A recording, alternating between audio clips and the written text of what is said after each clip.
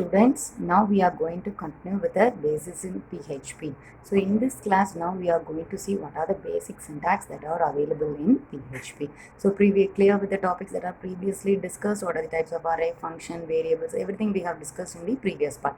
So by today we are going to have what are the basic syntax in PHP. First we are going to see the PHP conditional statements. By the name itself you can tell based upon some conditions some statements are going to be executed. Based upon some conditions some statements are going to be executed. So conditions are useful for writing decision making logic. Condition is used for writing decision making logic, and it is an important feature in many programming languages. In that, first you people are going to have if statement, next it is your if else statement, next it is your if else statement, and last you people are going to have the switch statement. And the first it is your if statement. If statement, here it is your syntax.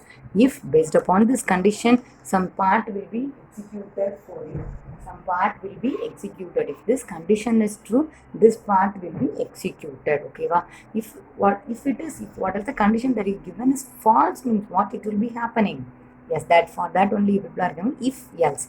If condition is true, this part will be executed, else this part will be executed. That is, if condition is false, else part will be executed. So for example, if you people are willing to check two conditions in the same program, if you people are willing to check two conditions, what you people are going to do means, for that you people are having another one statement, that is if else if. For that you are having another one, it is your if else if. Yes, if first condition, next you are having if this condition is true, this true part will be executed.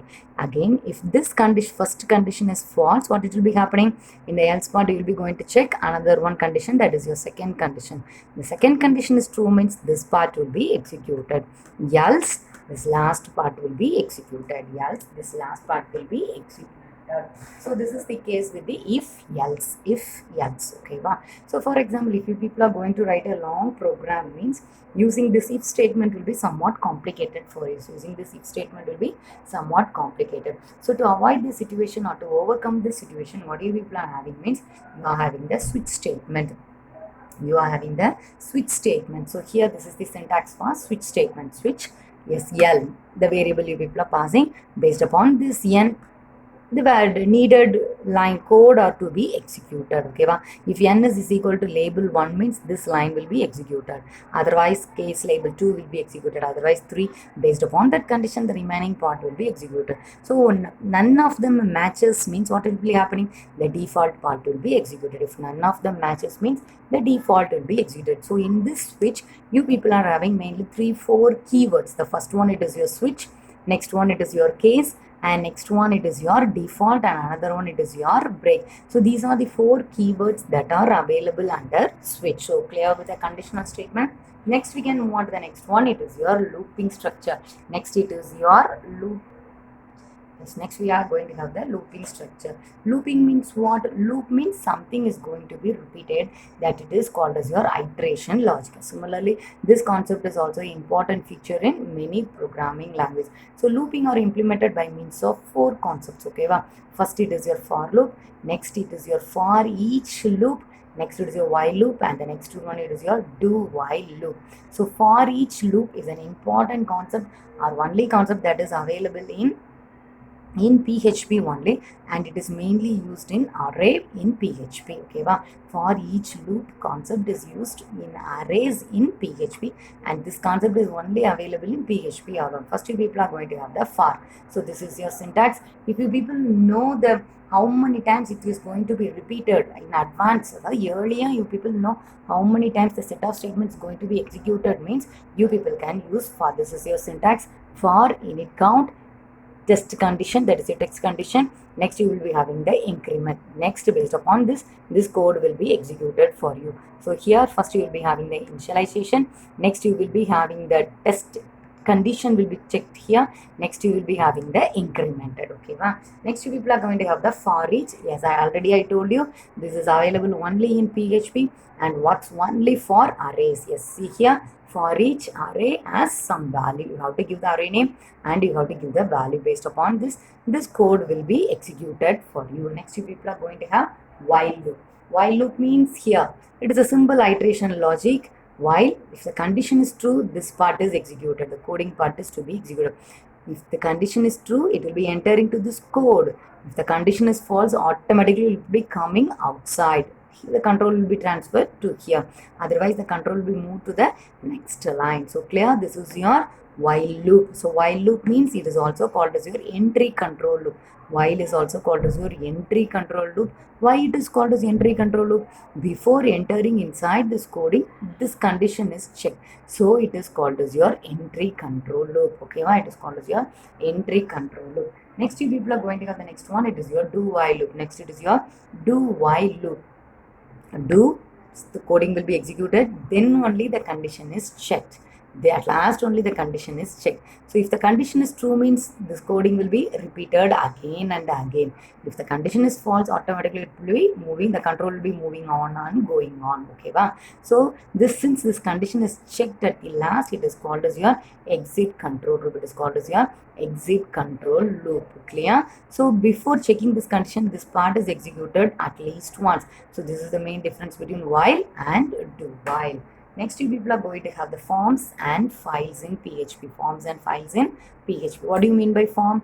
If you people are willing to enter some other details in a form, that is your form. Okay, wow? So in the form, you will be using some HTML form controls. What are the controls available?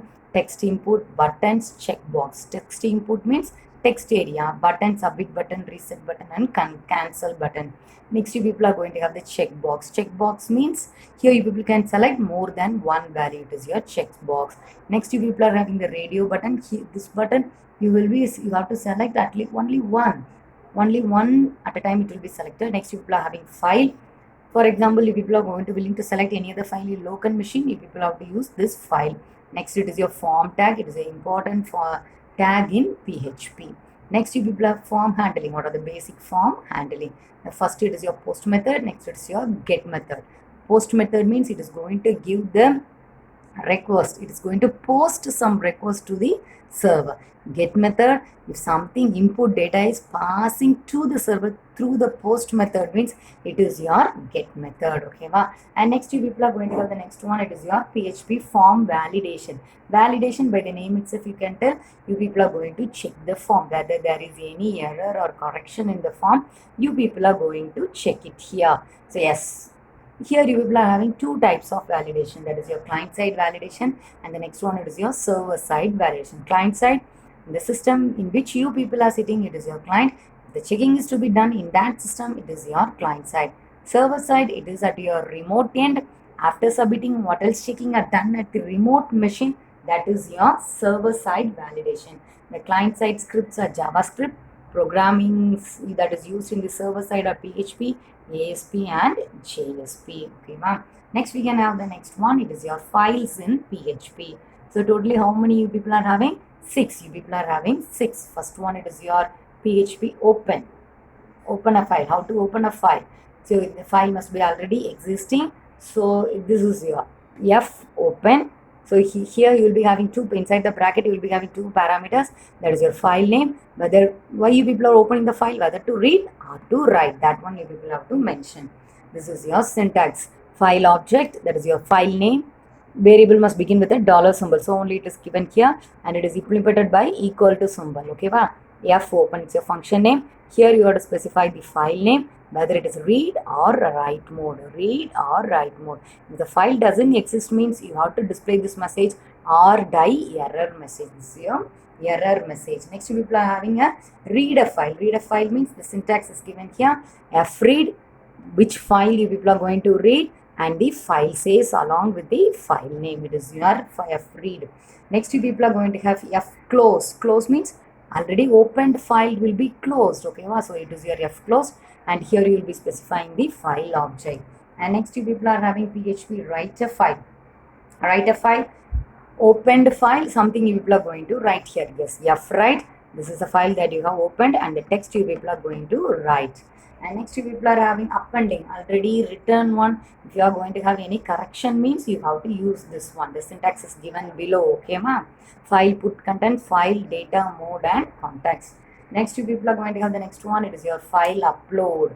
After preparing your file, everything is ready to upload means you must on on this syntax. Without on this, your file will not be able to upload. Okay, well, yes. Next, we are going to see the next one. It is your connecting PHP and MySQL. Connecting PHP and MySQL.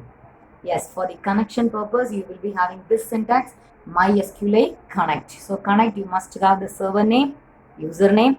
This is the server name to which server user is willing to connect, the password, and from the server which database you people are going to use. It is your database name. Next, you people will be having query. After connecting, some questions you people will be asking, no? So that is your query. MySQL query connection object, which query you people are going to submit. And the next, it is closed. After doing every operation, you people have to close it. So MySQL close connection of which one we people are going to close it. And next, you people are going to have the MySQL fetch associate. It is similar to that of their associate array. Okay, the result will be here. And next, you people are going to have the next one. It is connect error. If any error is there, automatically this function will be get executed. Automatically this function will be getting executed. And next, you people are going to have the next one. It is your MySQL affected row. So based upon this select, insert, update, replace or delete query, what else operation you people are going to perform, depending upon that some alteration will be there. So it is your MySQL affected rows connection. So clear with us what else we have discussed. So in this class we have discussed all the basic syntax. Just we have given all the basic syntax and what it is, that only mentioned. Okay, so clear with this one. Clear with the what are the basic syntax that are available in PHP. Yes, thank you students.